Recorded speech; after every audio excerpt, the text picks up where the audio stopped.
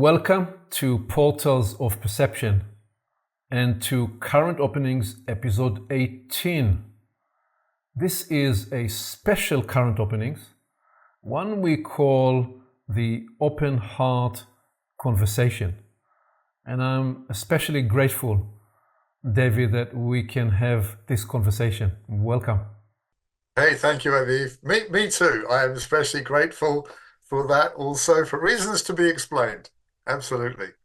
Well, so how about if we dive right in and would you like to offer a little context as to why we are calling this conversation the Open Heart Conversation? Sure thing, Aviv.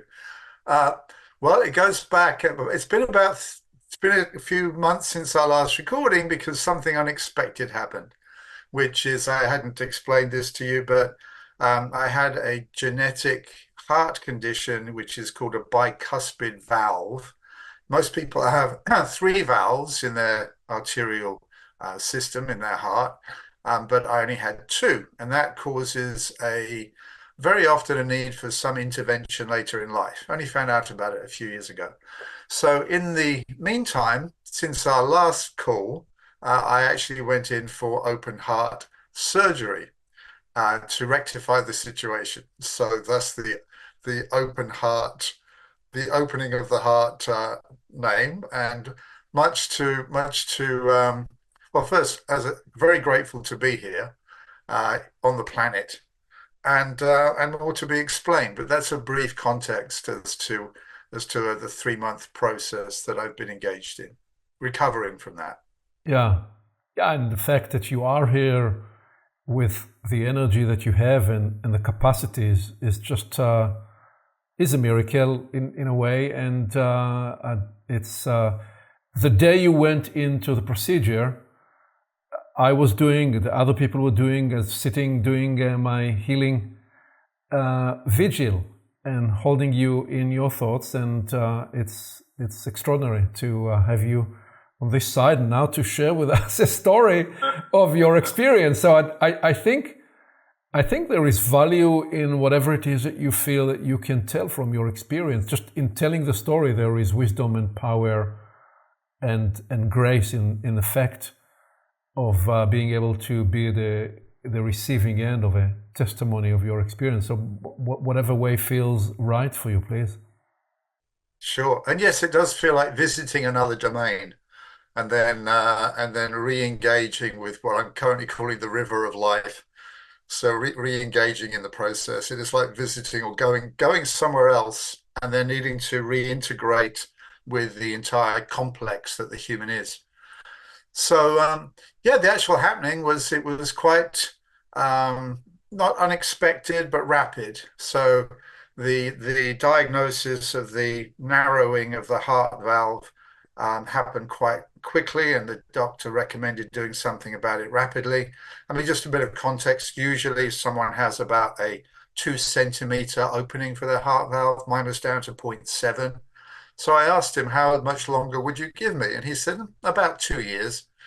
So that said, okay, well, I better do something about this because it's not something that I came to one could fix with special kinds of tea and energy work, which is what I specialize in, because some things are pre-fixed, just like if you're born without a finger, you can't just regrow it. It's like that's part of what is the fundamental hardware that we're born with. So therefore, thankfully, we live in a time where such an intervention is even possible. It turns out this is how my mother passed away. We didn't even know that this was a condition. So she died quite young from heart and lung congestion. So I was able to alert the rest of the family, and they're all checking themselves out. And turns out, like my sister has the same condition. Now they're monitoring her. So I could pass on the good news, around the family dynamic. So anyway, he said, well, let's do it in 10 days. So it was rapid. So went into the hospital 10 days later, got my special yellow socks, which are special socks for helping bring the blood back up into the body. All kinds of detail that I was not aware of until you actually go through the experience. Joanna, my wife, she took me there and then sort of asked when she can she come back, and they said the next day. So at 7 o'clock in the morning, I was going in and getting anesthetized and knocked out. And I told myself in advance, as far as I could, talking to my soul, or my best means of addressing my soul, which primarily is through language, through the mind, but then also trying to get a direct feeling connection, letting the whole complex know something extraordinary and never happened before to me is about to happen. So to know that this is with good intent, but it is going to be a trauma. Uh, so went in for the surgery. I was quite oblivious during that time, and then I think I was back in the ICU, as they call it, about 6 hours later. Starting to come around. Joanna was there. She noted that my feet were starting to, she was asking me questions and my toes were wriggling. So that said something was beginning to be present. Um, and then over the next couple of hours, I still wasn't fully conscious at all. But there was an angel of a nurse. What can I say? I believe in the angelic realms, but I also believe they have to have humans to work through. So what the nurse noticed was that the blood which is meant to come out after a surgery, which is kind of a dark color, maybe it's not too much detail, but it's like a dark color.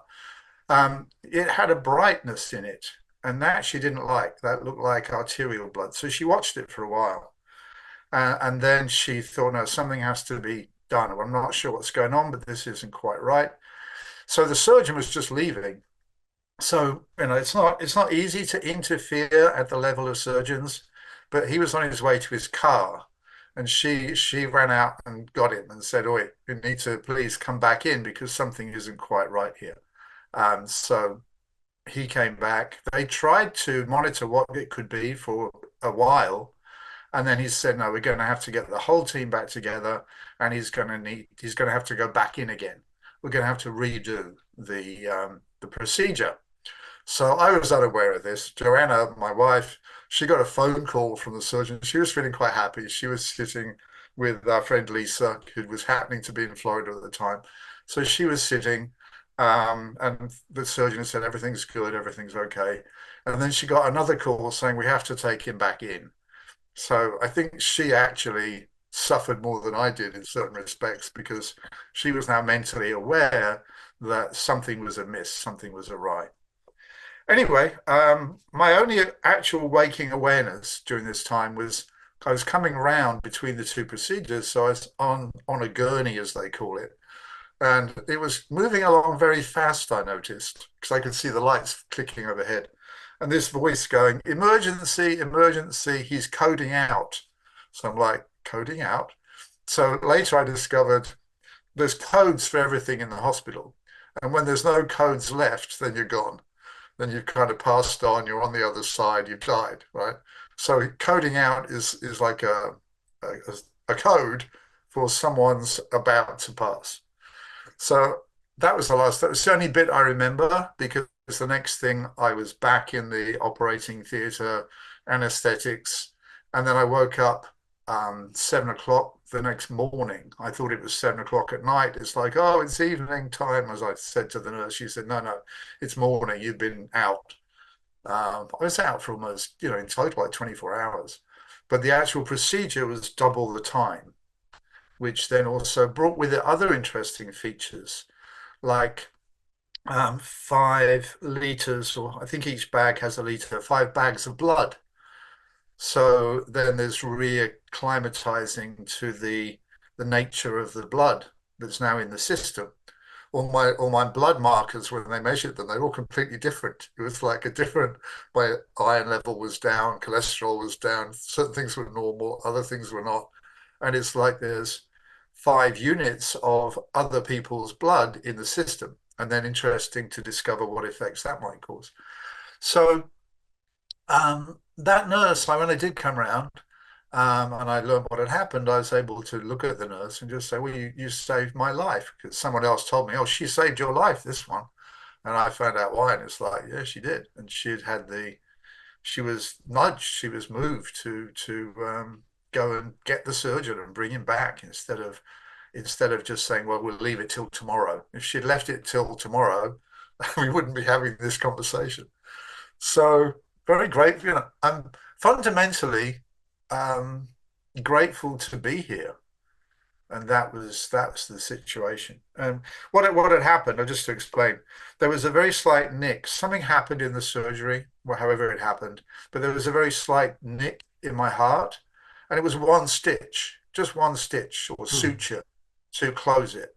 But that was enough for the red arterial blood to be coming out, which is what thankfully she noticed. So they monitored me. It's now 10 weeks. They've monitored me carefully, since, and they've checked the ongoing return to the numbers of normality, according to the experience of the human system. So I've done remarkably well, particularly as it was two procedures, not one. Yeah, So I've actually done remarkably well in their books, and but I know it's going to take time. It's a yeah, recuperation process which is not measured in days or weeks. It really is measured in months. So yeah, that's the adventure I've been on for the last 10 weeks, which yeah. is like Well, adjacent world, really. yeah. Well, first, extraordinary story, totally extraordinary story, and this sense of angels working through human beings. In this case, an attentive, alert nurse that felt something needed to be done, and just the feeling of that, the sense of that, and how much we are wherever we are, so many times through the grace and help of other people who are alert, whether we call them angels in disguise or not. You could say she was doing her job properly, and at the same time, there is a permission to imagine that what is it that keeps us alert, keep us fully present, fully attentive to what matters most, other than something supreme and extraordinary about the sense of life. So, yeah, I would say with that she had a dedication above the level of her job. mm, So it's more in the realm of vocation, yeah, like a calling. In fact, I spoke to the nurse who is, well, she's actually a doctor's assistant. I don't know all the names for the different levels, but the nurse who is now kind of locally responsible for me, she also was an ICU nurse in a heart cardiovascular unit, they call it. So she was there for 10 years. And so I went to see her and I told her the story. And literally, she was in tears about the dedication of her fellow nurse, because she said that she left the ICU because they had started to insist. She said she had a patient had 30 wires running off him. And then the hospital started to insist that she have more than one patient at a time. And she said, that's impossible. I can't do it. They said, well, you have to. And she said, well, then I'm leaving. But she did. So that's kind of at that level of vocation. mm, So she was able to make recommendations. And one story, she looked at me last time I was there 2 weeks ago, and she knew the story of what which happened. the assisting nurse or the nurse from the surgery? The assisting nurse, the physician's assistant, that would be the official name. But she had worked in the ICU for 10 years and she left because she couldn't pay the attention, just like you were saying. She wasn't able to pay as much attention to a patient as she felt was needed, and she didn't want to have anyone die on her watch, as she said it. So she looked at me last time I was there. She was looking at my blood work and numbers, and she was in her mode of work. And then she suddenly looked at me in a different look, like a penetrating look. And she said, "You're lucky to be here." And then she said, "No, you're more than lucky. something wants you here. Mm. And then she just dropped her head down and carried on. Like it was a different message from a different part of her. Um, and it was quite remarkable. It's one of those moments. Yeah, Yeah. yeah, powerful, Yeah. powerful. The other thing I'm holding to from your stories, you said it was one stitch, and I think right, one stitch. Sometimes 1 degree is the difference between life and death, Yeah. and that's all it takes. And Yeah. we don't need to make a mistake of 90 stitches or 90 degrees. We sometimes get off course just 1 degree, and that can be major. There is it takes me into a whole contemplation, David, of we can look at the universe and this beautiful theater we call planet Earth and imagine that it's all random, and yet there are so many things here that are so exact. Yeah. Our distance from the sun, if we got a little closer, it'll be a little too warm here. If we got a little further away, it'll be too cold here. And so many things about life and the permission of life, there is this absolute exactness of a fraction of a degree exact.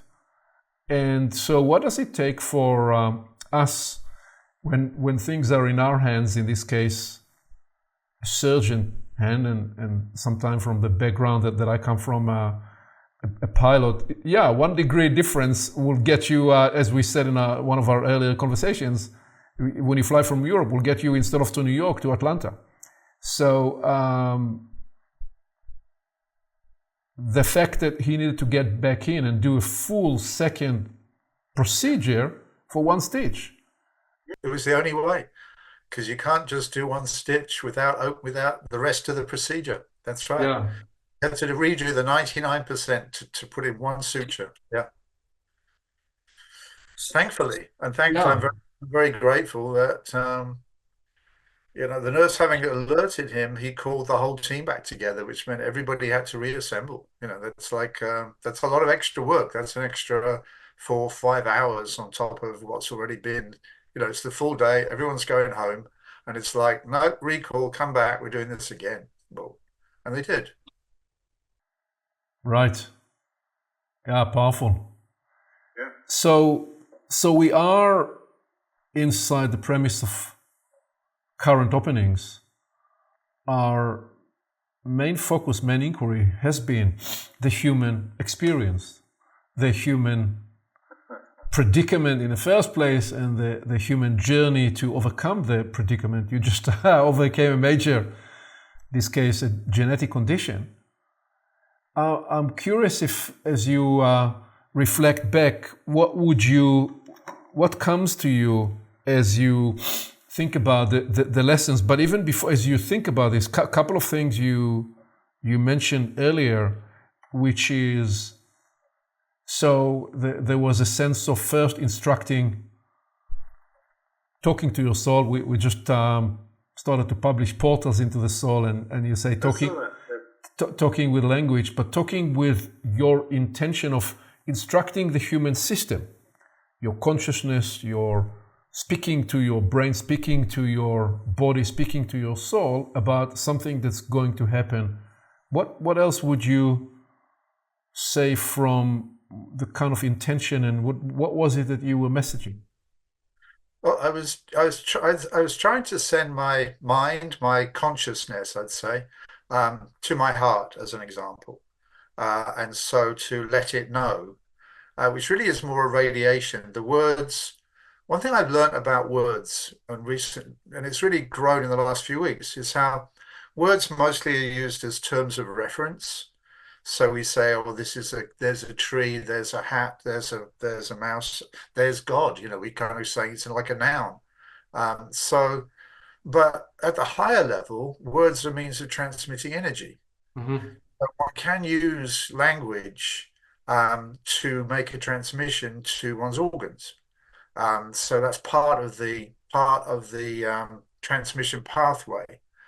So it's a matter of what energy is passing through. So it's like when addressing my heart, I'm actually both feeling it and sensing it, and also sending a transmission, a mental transmission, letting it know that all is well, that this is being done for beneficial reason.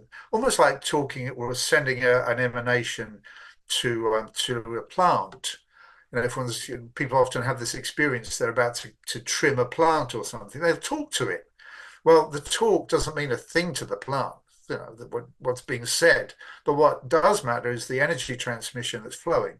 The intention. So, yeah, we can flow energy into different parts of ourselves and offer like a pre-alert that something is about to happen, but it's not, well, what it is it's a beneficial intervention and it's necessary and it's good for the future, even though our system doesn't understand concepts like future. Our mind does, but our heart lives in the present. So it's trying to get a message to our heart, which is constantly pumping in the present, that it's about to stop pumping, because Mm. that's part of the surgery is they actually suspend the operation of the heart and the lungs so that they're suspended. In this case, not only for 4 hours, but then a second 4 hours. And that is something which to them is completely alien Mm. because they're born to function every second. They're not born to pause. So to let it know that it's going to be pausing. And so there'll be a time when it's not fulfilling its function, but it's okay. It's going to restart. Now I can have that mentally. I can't actually get that across to my heart except as a kind of a feeling that something unusual is happening, but he's okay with it. Yeah. So it's not the extra stress of the person also like in a way freaking out about something. There's a pre-expectation that something unusual is coming. Yes. It's a different language. It's a Yes. different language. The heart doesn't speak English or French or Swahili or any language, but it talks energy. It has energy speak. And you mentioned that when taking in blood from other people, there is the markers of cholesterols are different, and we also understand that the blood is a carrier of an energetic content, Absolutely. both because it is fluids and because of the iron content and because of the function of the blood in the human system. Although when the blood enters a new body, it immediately takes up quite swiftly, I imagine, the character nature of the person's constitution. But have you got any insights to share with us about that side of the experience? Yeah. Well, there's certain religions where they won't even allow blood transfusion, like the Jehovah's Witnesses is one example, because they see that to be an alien content entering the person.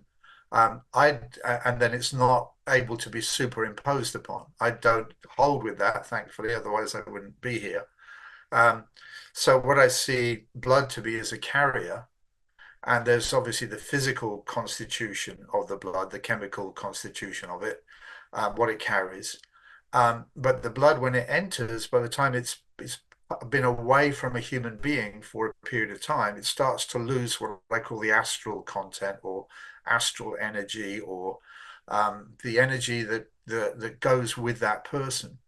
So when it came into my system, immediately what's in my energy starts to print itself into that blood.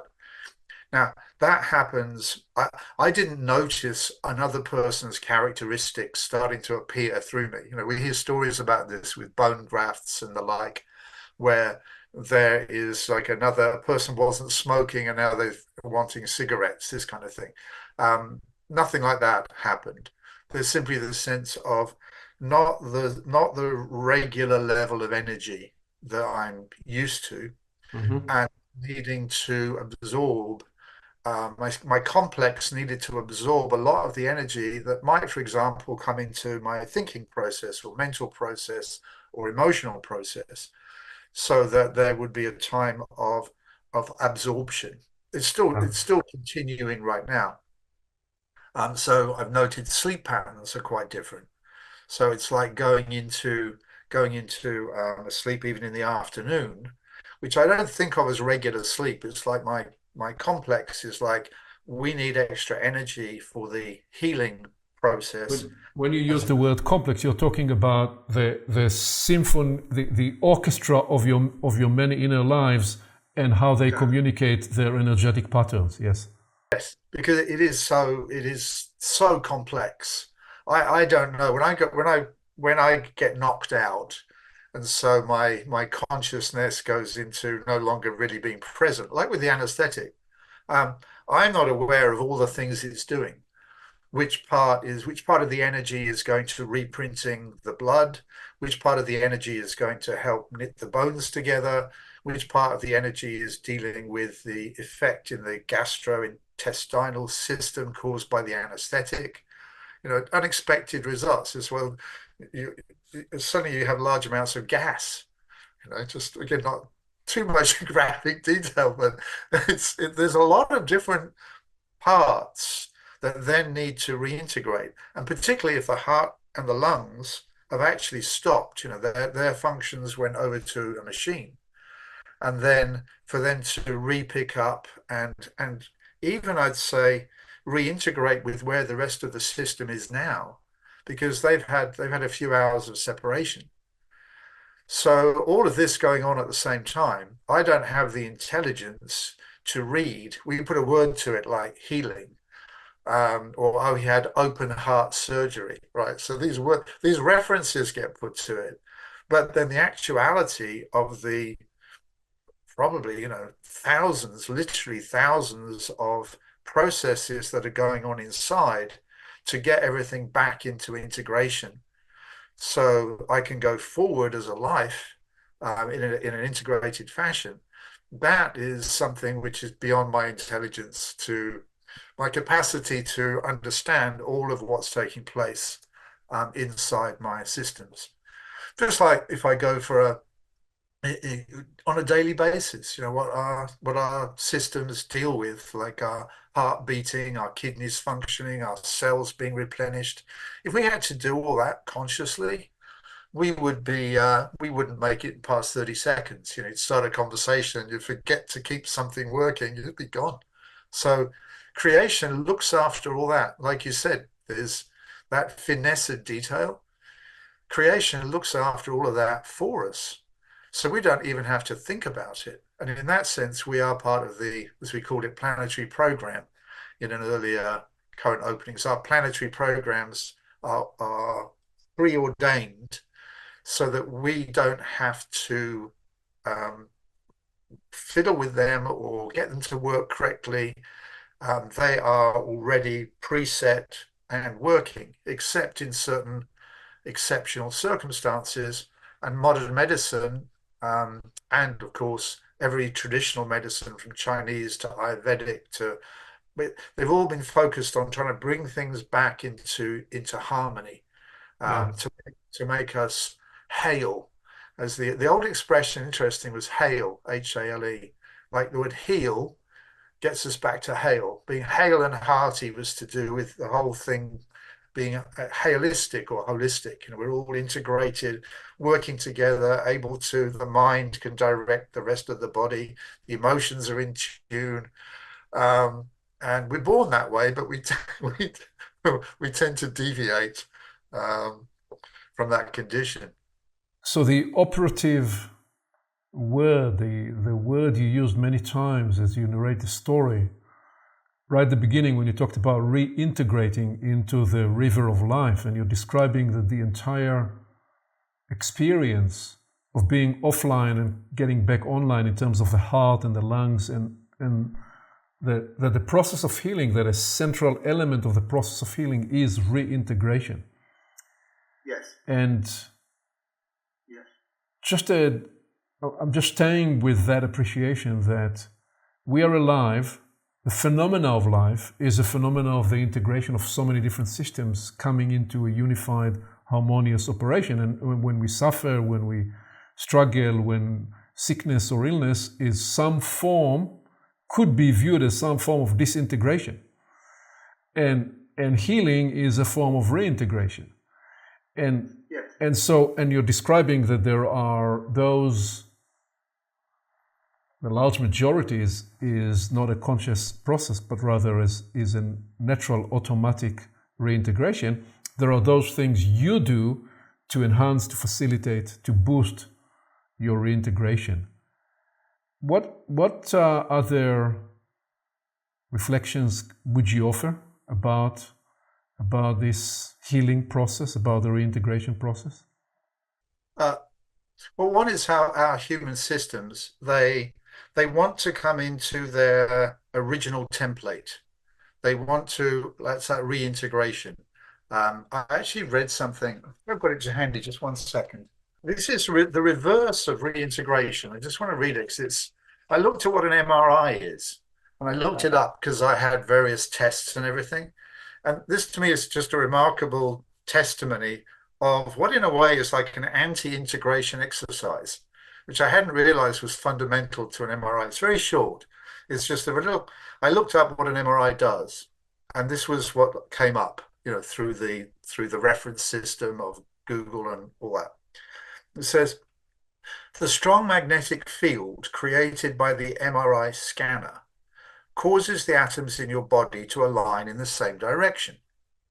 So that's the first thing, is putting them all in the same direction. Radio waves are then sent from the MRI machine and move these atoms out of the original position. So it's actually deliberately disorientating the system. As the radio waves are turned off, the atoms return to their original position and send back radio signals. So what really caught me in that is like the atoms are like, we want to get back to our original position. We don't want to be we don't want to be pushed out of our natural positioning. We're going back to our original position. And in doing that, this is where the technology is beyond me. In doing that, somehow they send a signal back, which then is read, which in some way gives an indication of the inner constitution and what's happening. But what caught me about that is how every part of us wants to come into, and this is where I think work on the soul is so relevant, because the blueprint is an electromagnetic. I think it goes from energy to sort of the DNA, the RNA, the more physical, but the field, the template is built into the electromagnetic field. And then there's a natural call to get into its original position. So thankfully, the heart's determination to keep pumping, although it's suspended from its action, and I was described, apparently the surgeon just flicks it. Just flicks it. It's amazing. And then it starts, and it restarts. Yeah. Like incredible. Just incredible. Yeah. So the feature of the natural integration of our entire electromagnetic carnal system was one part for the river of life. What I also realized, and started to put a certain name to it, is there's another part of us not in the river of life, but in what I'm calling the evolutionary stream, which is there was another part of me that was curious. It wasn't involved in the integration process. It's like when I was going along in that gurney and someone's saying, emergency, emergency, he's coding out. The part of me was listening, going, oh, that's interesting. That's sort of, it was like, it was outside, and it was more like the observer. And so although we're in the river of life, there's the potentiality of building this other part of us, which I think is to do with the work on consciousness and becoming conscious, and saying it's like, if you're not working on yourself, you're not working, the stuff, and what the world religions are into in their origins, I believe, is like, yes, we're in the river of life, like the rest of the planetary program, but there's another part of us which can be developed, which I think after the carnal passes and it goes back to the planet and it is part of the planetary program, the human has this ability to develop another part, which is not anchored only. It's anchored as long as the the human system is breathing and alive. But I was aware there was another part that even if this had passed, it would detach and carry on and do something else or be Mm-hmm. somewhere else. Um, and that was a very definite awareness that the Yeah. two things, there's two things and probably more, of course, but integrated in the same space. Yeah. There's the going on river of life, and maybe that's orchestrated, by the soul that's part of that. And then there's otherness that lives inside it that is also capable of development. Um, Whereas the planetary program is more fixed and there might be remedy or remedial work to help it. This other part can actually develop and move on.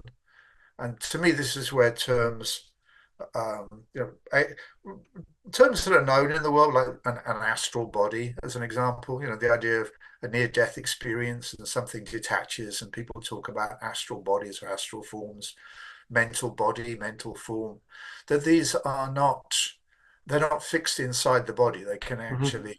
They can actually live and be outside. I had a moment of that experience. That was not, I didn't get like, going up the white light and there's the threshold and, it was Thanks nothing. God. Thanks God you didn't need to go there right quite yet. Yeah. Yeah. There was just this awareness of, oh, okay, I'm hearing this from somewhere else. Yeah.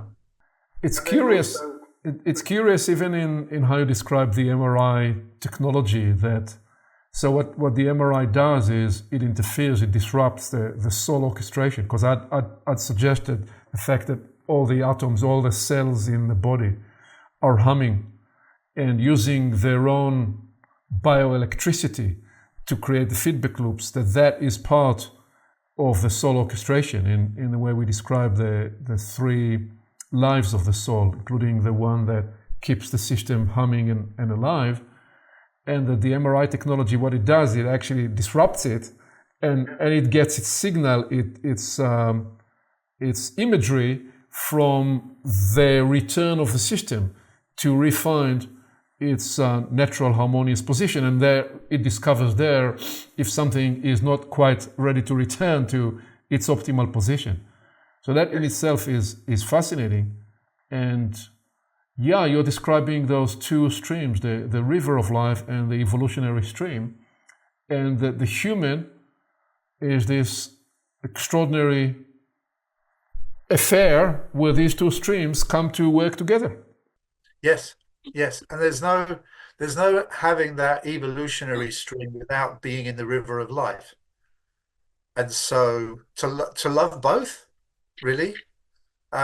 So not to be trying to go into the realm of consciousness and leave behind regular life. The two things again are integrated, and some of the best understandings and lessons and learnings they come direct from life experience, like the University of Life, rather than going into the college experience with trying to be learning from what somebody else is saying.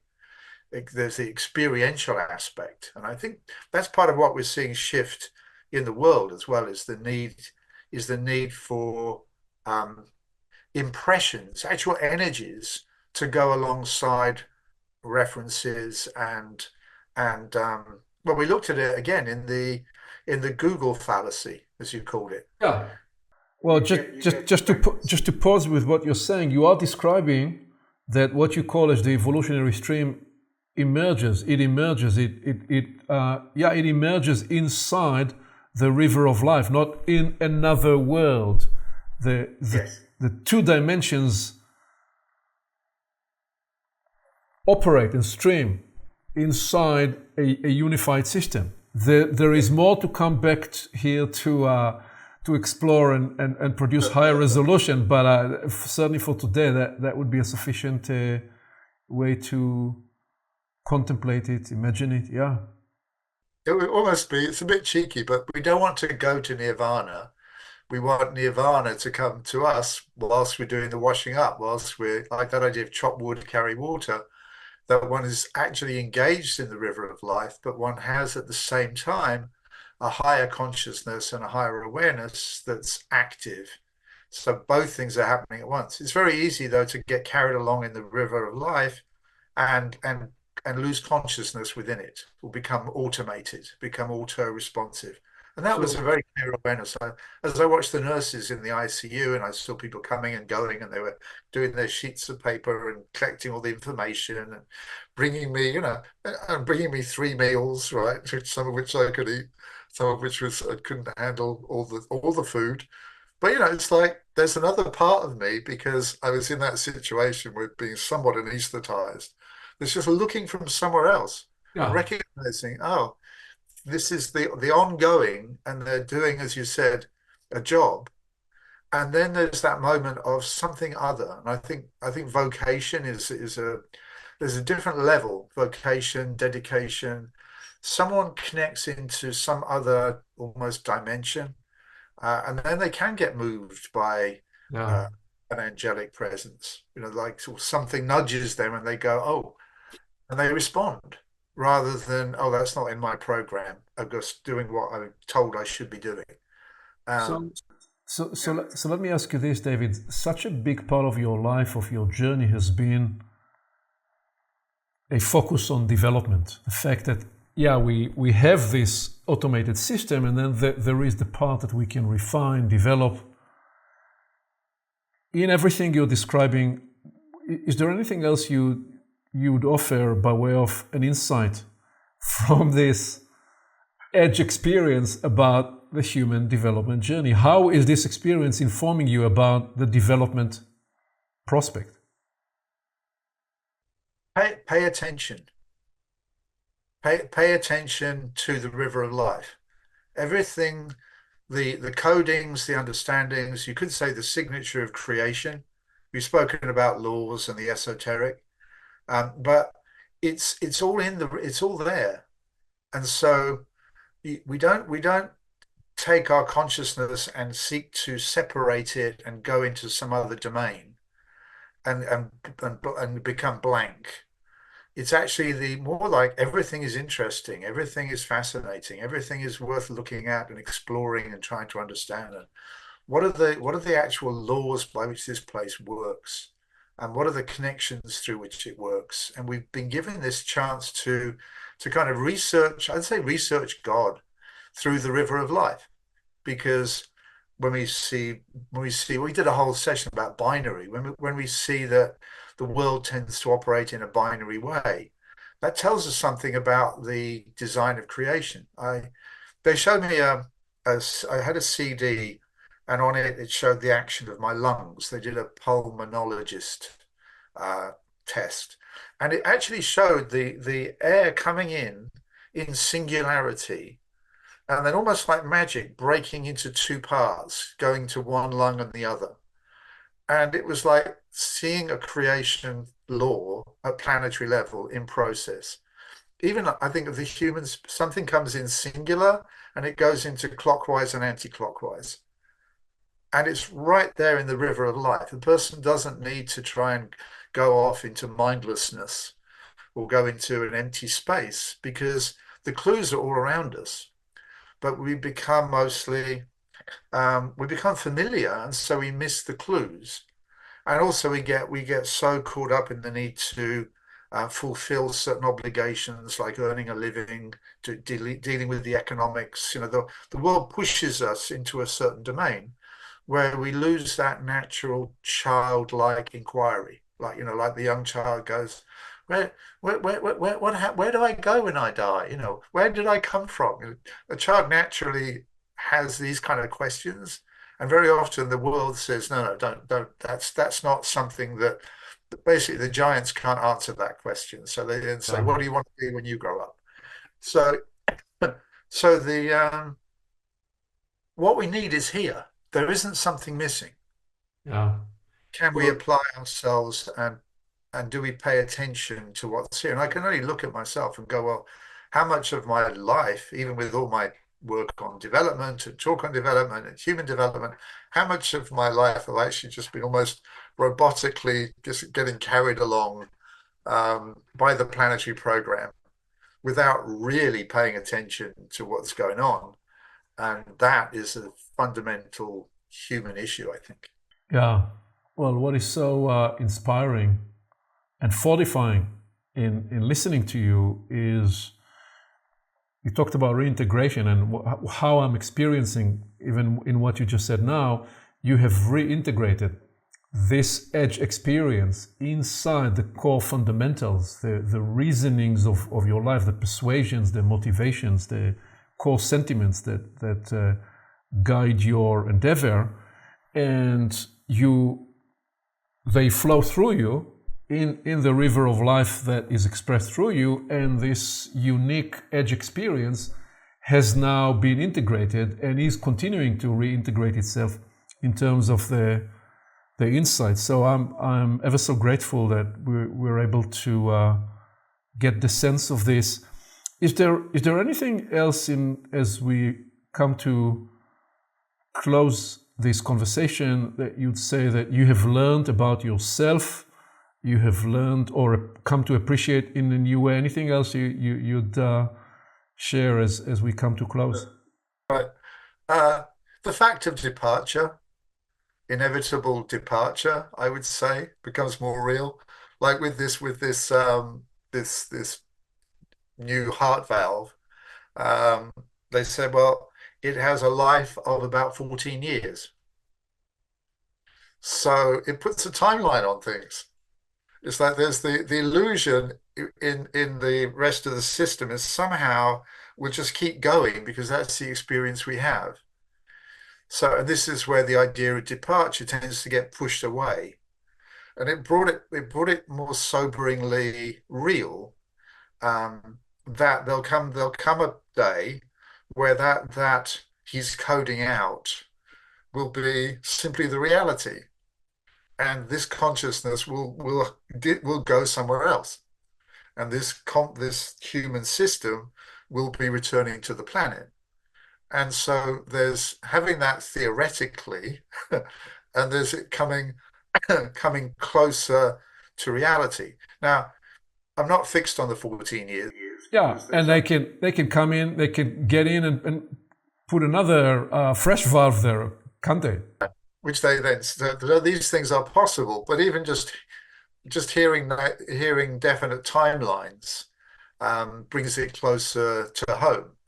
Whereas when I look at how I've lived, I can see how there's this general expectation of another day, and just how that contributes to a more sleepy state.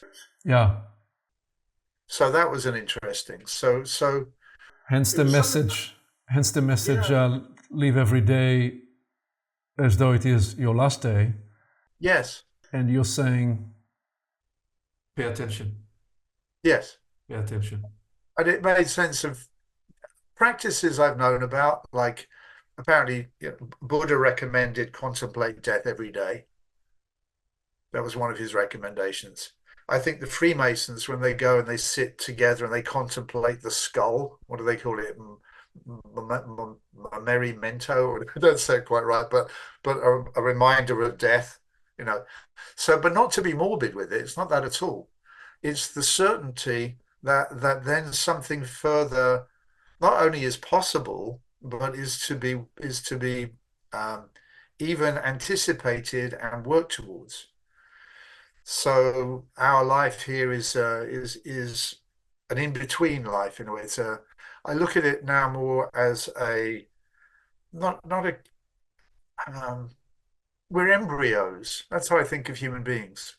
We're embryos. We're not finished. We're not completed. We're here to learn, to grow, to develop. And so when I see another human and I look at myself, we're in an embryonic state. Which is why planet Earth is so messy. Yeah. We are in a boot camp for universal life. No, that says it nice. Is another way of saying that. So, well, I'm ever so grateful you're still here and you haven't yet departed to your eternal universal life, so we can get the wisdom of your experience and many more current openings to be developed. Yes, I'm grateful to be here today and to be here, in carnal form. It's a great thing to appreciate that we're in carnal form while we're in it. I hear a lot of complaint and groaning and oh, it's hard. And it's like, yeah, but would you rather not be here? And it's like, no, the person would actually still want to be here. So make the most of it while we're here. Pay attention, look at trying to understand how the universe works. I think that's partly why we're here, is to read God's signature, to read creation's signature in the world around us. And so I'm very, very happy that we can continue with the current openings journey, having experienced a different kind of opening of the heart. Yeah. Current openings into the river of life and the evolutionary stream to research and decode the signature of God creation and all that is blessing life. Thank you so very much, David. Beautiful. Thank you, Aviv. Great to see you. Great to be with you. All right. Hey, bye for now.